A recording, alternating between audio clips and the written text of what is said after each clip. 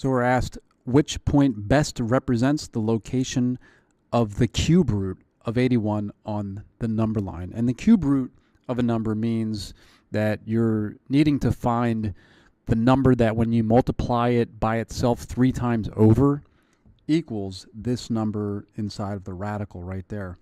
So for example, a problem like this, it might be best to just go through some of the cubes. Like 2 times 2 times 2 is 8.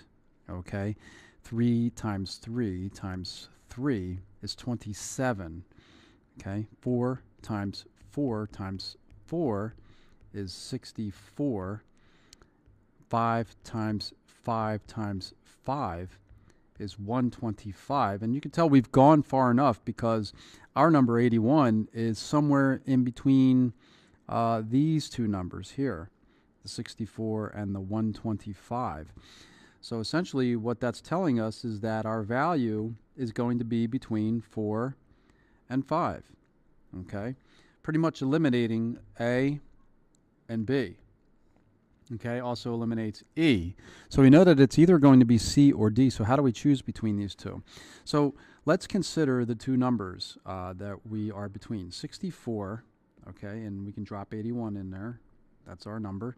And then 125, okay. Let's think about which one of these numbers that 81 is closest to. Okay, is it closer to 64? Or is it closer to 125? Okay, so considering the fact that if you were to do 81 minus 64, you get 17. And if you were to do 125 minus 81, you would get 39. You can see that obviously 81 is much closer to 64. So that means the cube root is much closer to 4 than it is to 5. And so when we take a look up here, we see that C is our best value. Okay, so the point that best represents the location of the cube root of 81 would be point C.